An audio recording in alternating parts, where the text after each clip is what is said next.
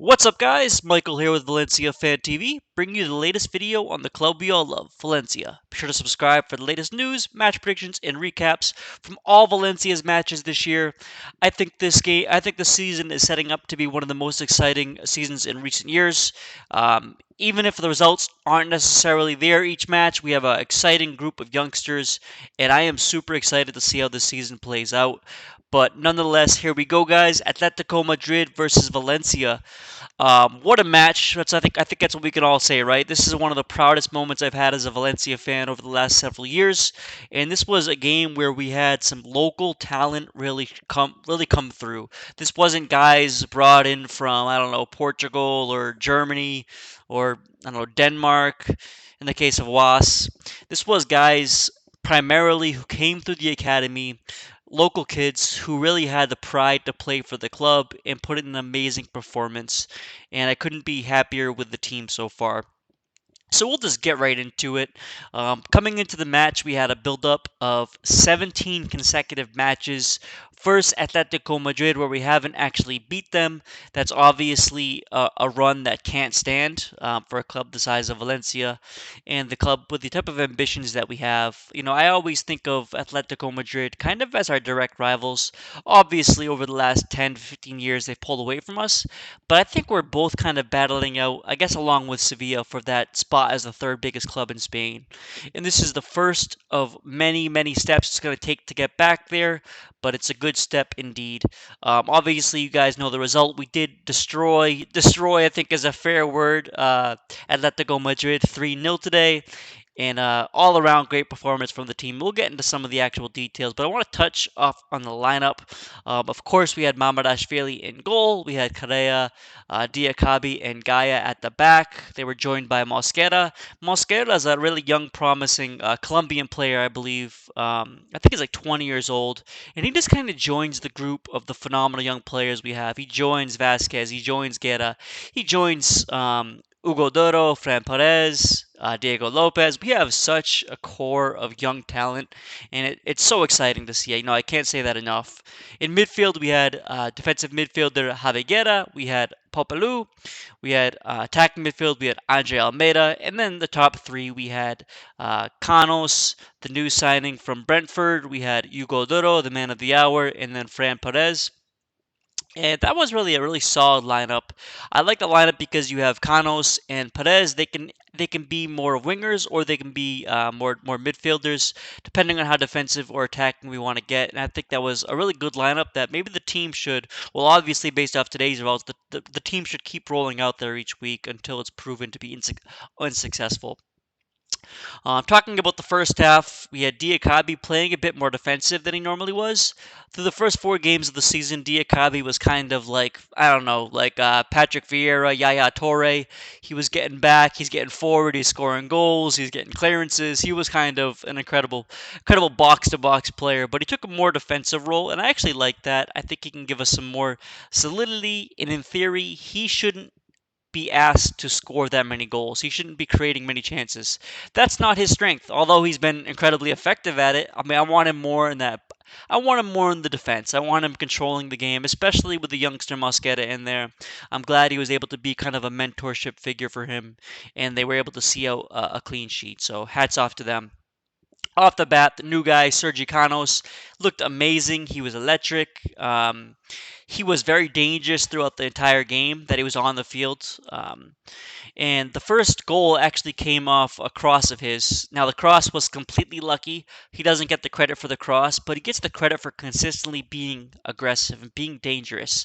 I think through the first 6 or so minutes of the game, he was just taking players one on one. He was going at them, and it put Atletico Madrid under pressure early. And that's exactly what we needed. We needed the quick start. We needed to keep the crowd in and keep the game going. Fran Perez, he's been extremely positive this year, and probably my surprise player of the year so far. It's no mystery to you if you've been watching since week one that I thought Perez shouldn't have started. He's changed my mind completely. He fully deserves a spot out there. He's dangerous. He's young. He creates chances. He has chances for himself. He's just been a solid player. I can't ask anything more from the youngster. Incredible team goal. Actually, back off. Hugo Duro, first goal. First goal was sensational. Like I said, lucky cross, but he pounced on that. He put the ball exactly where he needed to be. Challenged Jan Oblak, who's one of the best keepers in the world, and he was able to get the goal. He got that massive goal to get Valencia on the front foot and keep the crowd engaged, which was exactly what we want from Duro. We've been crying out for Duro to put in performance like this. We know we can score goals, and he finally did it. The second goal was incredible, incredible team goal. Again, it was Perez and Hugo Duro linking up, and Duro again put the ball away at a really tough angle. He was down basically on the ground sliding and was able to lift the ball up over Oblak, and I'm so glad to see that he has some confidence back. He now has 3 goals through the first 5 games. If he can keep this going, he's going to be in great shape. And I was talking to some of my friends about the game. I think he needs to have 10 goals this season. That's a mark for Duro. Get 10 goals next year. Aim for 15. Keep progressing. Get some development going in your career here and get moving in a positive direction. First half, Valencia was clearly the better team. I didn't think I was going to be able to say that. I thought that if we did go into the half with a 2-0 lead, maybe it'd be a little bit lucky. Maybe we'd kind of hit them against the run of play, but Valencia was dominant. Atletico Madrid really didn't have a single chance, and I thought it could have been 3-0 before halftime. So, really amazing, amazing half, and you couldn't ask for anything more. Players played with heart. Atletico Madrid showed the exact opposite of that. It looked like they were looking forward to maybe Champions League versus Lazio this week, which is understandable. But from a Valencia standpoint, the players left everything on the field, which is exactly what you want to see. Moving into the second half, what a hit by Javi Guerra. The man does it every single time he's out there, and every single time he's asked upon for a big moment, he seems to deliver. I don't know, this guy's got I think he has 2 game-winning goals, and even this goal was massive, right? It's a 2-0 game when he scores the goal. But if you're following the game, you could see that Atletico Madrid was building a little bit into the second half. They looked like they were on the front foot, and then Javi Guerra comes through, has an incredible outside the box goal to put Valencia up 3-0 and basically seal the game. From that point, there was going to be very little chance of Atletico Madrid getting back into it. They did have one pretty good chance, but Mamadashvili came up with a big save, as he always does, and kept us at 3-0. The sad part or the sour part of the match was Sergi Canos going down with a hamstring injury. Man, I'm hoping he can get back quickly. We do have a direct replacement for him in Diego Lopez. I'm a big fan of Diego Lopez. I think that he's a phenomenal player, and I think he has a lot of upside. So I'm looking forward to see Lopez get back in there. Obviously gutted for Sergi Canos. If you haven't been following, Canos is a Valencia kid, born through and through. There's actually a picture of him out there in a Valencia jersey and scarf when he was like 3 years old. So I hope he gets better quick. I hope he can come back because he did look dangerous and he looked like he deserved his starting spot out there. But let me know what you guys think. An amazing win for Valencia. We now sit, I think, in 5th place with 9 points after 5 games. We have 3 wins and 2 losses, and that's what I want to see. I don't want to see any draws out there. Let's get the wins when we can get them. If we're gonna lose some games, let's lose them. But keep keep picking up 3 points at a time. Those draws do us very little good.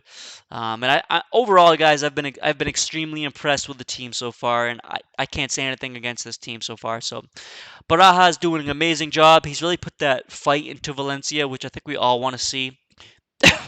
If you can't have the talent of Atletico Madrid or Real Madrid or Barcelona, you can outcompete them by players who actually care about the club. And that's exactly what this team has done. But I've been rambling enough, guys. Again, thanks for watching in Amunt Valencia. Can't wait till next week where we take on a team that we should beat in Almeria.